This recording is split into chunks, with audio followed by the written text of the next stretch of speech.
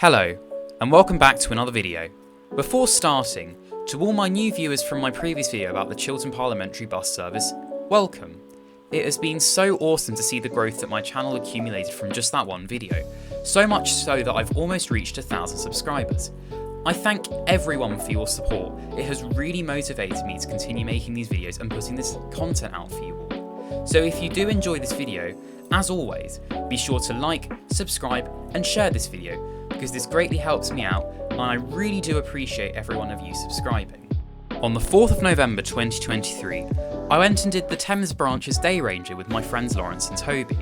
For those of you who are unaware of what a Day Ranger is, they are usually a day-long ticket that is offered within a specific geographical area. In this case, our Day Ranger was in the Thames Valley, although there was one branch of the route, being West Ealing to Greenford, that whilst it was included within the Ranger, wasn't actually in the Thames Valley region. The Ranger has numerous branches that might be of interest to those wanting to go out on a day trip, or those looking for a nice walk somewhere within the region. These include Slough Windsor and Eton Central, Maidenhead to Bourne End and Marlow, Twyford to Henley on Thames, and branches from Reading towards Winnersh, Reading West and Tilehurst. Due to it getting dark and there not being a huge amount interesting going on in Tilehurst or down the Winnersh branch, maybe at some point I'll revisit these areas. We only went to Reading West, although we did visit all the other branch lines in question.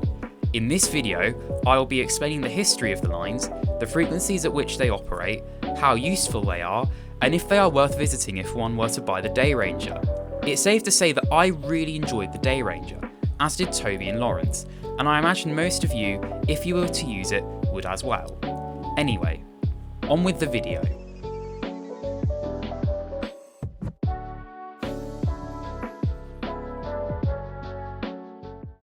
I think I should start off by summarising what the Day Ranger has to offer, the cost of it, and how you can use it. So here goes.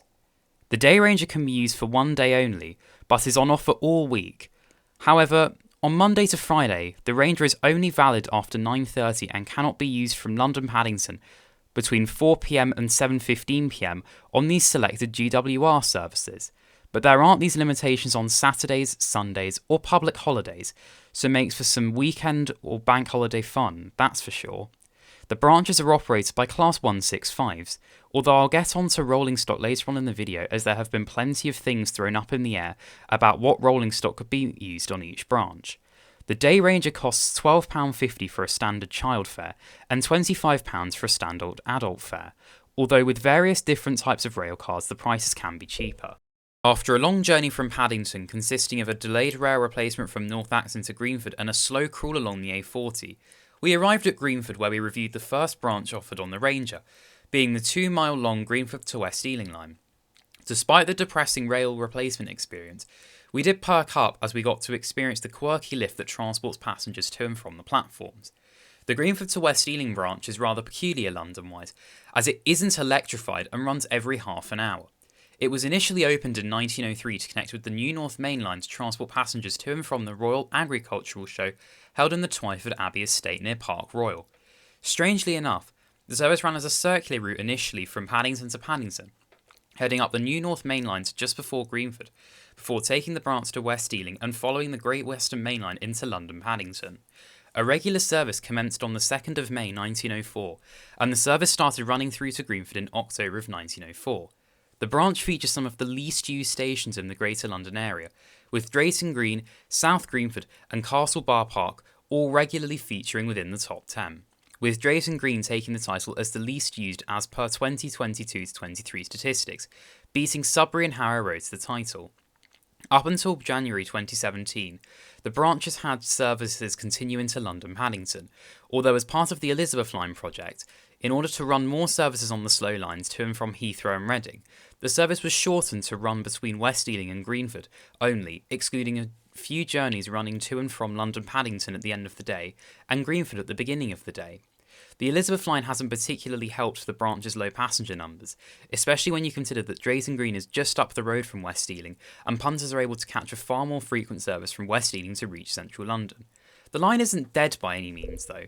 Outside of its use as a passenger line, it is used for various freight movements and can be used as a diversionary route for services into London Paddington.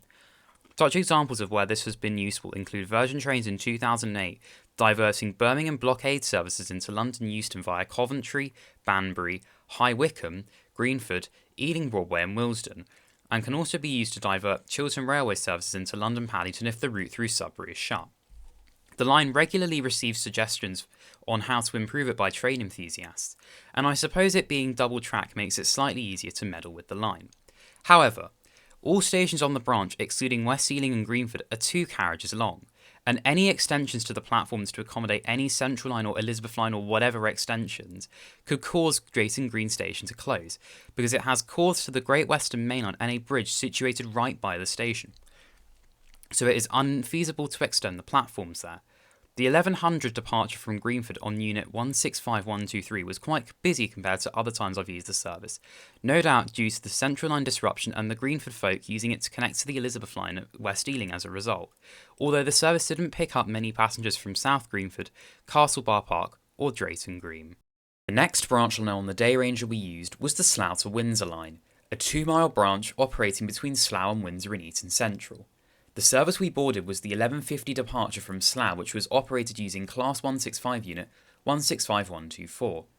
Whilst the line only consists of 2 stations, the connection to the fast and frequent Elizabeth line at Slough is clearly popular to those wanting to take a day trip in Windsor, and as a result, the Class 165 we used was very busy, at least for a cold November day.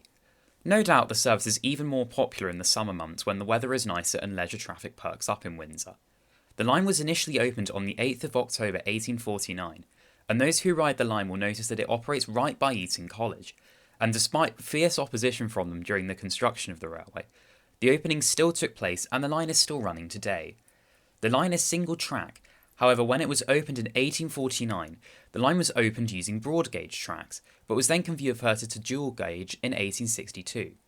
The railway saw use from services to and from London under the Metropolitan District Railway and Metropolitan Railways respectively.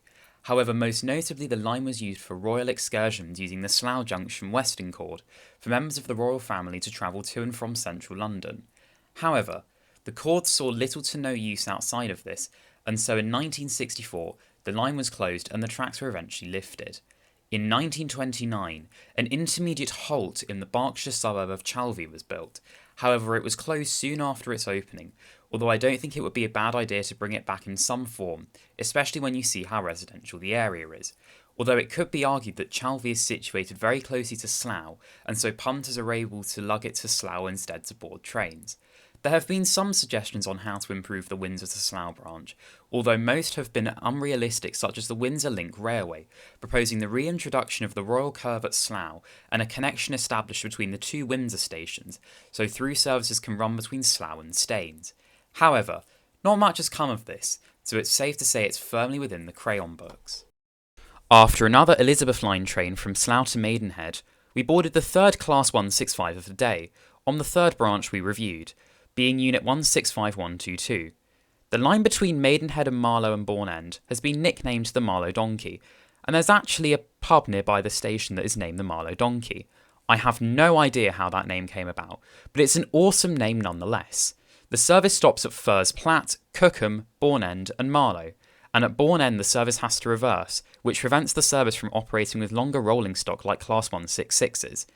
As for the history of the line was opened in August of 1852, operating from High Wycombe and Marlow into Maidenhead by the Wycombe Railway Company, although they were taken over by the Great Western Railway in February of 1867. Stations were opened at Cookham, Marlow Road, Woburn Green, Loudwater and High Wycombe.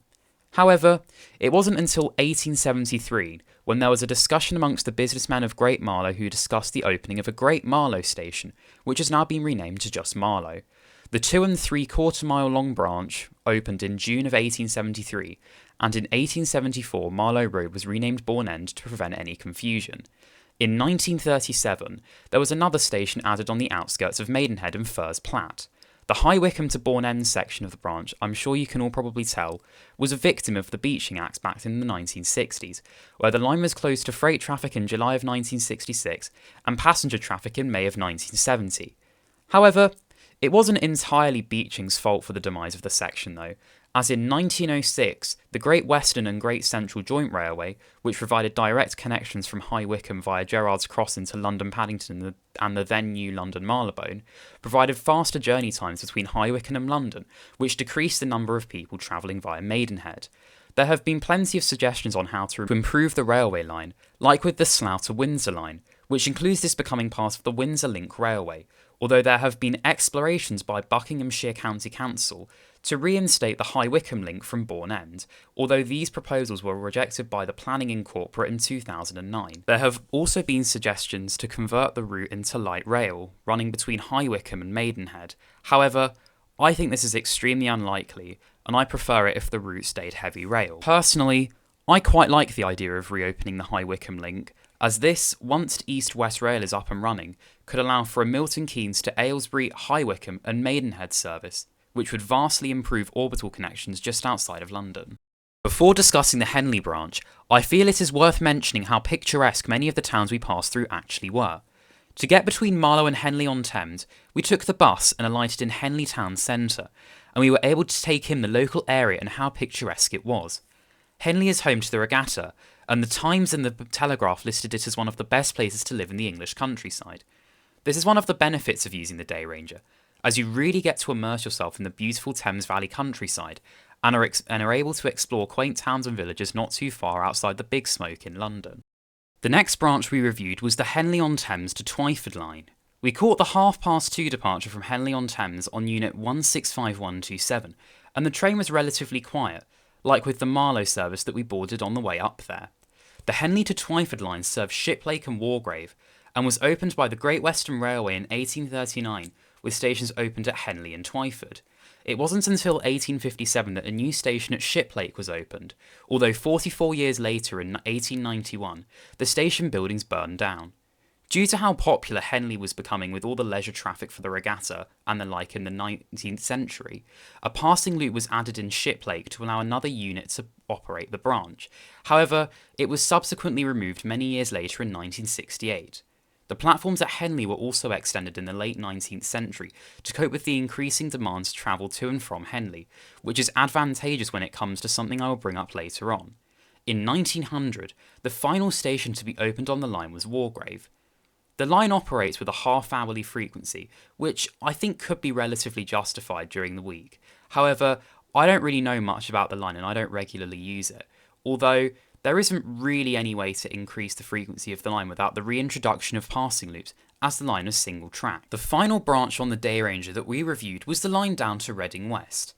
To be honest, there's not a huge amount to say about Reading West, so I suppose we should speak about the next station. And whilst it isn't on the Day Ranger, it certainly should be mentioned given the proximity of it within the Reading area, that Reading Green Park was recently opened on the 27th of May 2023. However, the station was first proposed to open back in July 2007, before the plans were approved by the Office of Rail and Road in March of 2009, although due to the housing project that was meant to be situated nearby the business park being scaled down, the area wasn't able to justify a station, so the plans were dropped in October of 2011. However, construction on the station restarted in spring of 2019, and the station was meant to be opened at various dates stretching across 2019 to 2021. However, it was pushed further back to open between April and June of 2022, before finally opening in May of 2023. I'll likely cover Reading Green Park in another video, as this was a brief overview of the project, but I felt it was right to detail it due to how new the station is and how we passed through it on our way to Reading. Now you might be wondering, well, given I've discussed the past and the future of the lines, as well as various proposals surrounding them, how about I discuss the present state of the lines? The key change that we could be seeing in the future is infrastructure related, as Henley, Reading to Basingstoke, of which Reading West is situated on, Marlow and Windsor have all had electrification proposals which would see off the Class 165s that currently operate on them. In the case of Marlow, the branch's electrification was postponed due to delays in electrifying the Great Western Main Line itself, and the Windsor, Reading to Basingstoke and Henley lines are also on hold. However, I'm sure as many of you know, a Class 230 is expected to be trialled on the West Ealing to Greenford branch, and some of you may have noticed that since the collapse of Viva Rail, GWR have bought out all of the Class 230s. So it makes me wonder whether or not the lines could in fact see Class 230s running up and down them in the future. However, the Class 230s are notorious for being unreliable, so I'm not too sure. What do you guys think? I imagine this will be a little bit more difficult sourcing AC electrified stock for the Marlow line, given the reversing at Bourne End limiting the train length to 2 carriages, so chances are it'll have to be different rolling stock to Windsor, Henley and Reading to Basingstoke, as they all have longer platforms so could accommodate longer rolling stock. I'm not too sure on what they'll be using on those 3 branches though, as GWR have cascaded a large chunk of their Class 378 fleet to Great Northern and Heathrow Express. I imagine more capacity would be much appreciated on the lines towards Henley and Windsor during the summer months though, given how busy they can get. Anyway, this begs the question, do I think the Day Ranger is worth it? In my opinion, 100%. If you're up for a day ticket that can take you to the most picturesque little towns and villages across the Thames Valley, then I'd argue that this is for you. It's an excellent Day Ranger if you're up for a hike or unsure on where you might end up at the end of the day. Its price is also very worth it as well, and I had a lot of fun using it, as did both of my friends. Thank you for watching this video. If you enjoyed it, make sure to like, subscribe and share this video, as it massively helps me out when you do. Leave a comment in the comments section below about whether you've used this Day Ranger before, and how you would improve the branches if you have any suggestions. Anyway, that's it from me folks, take care of yourselves and have a very happy new year, and see you in the next video.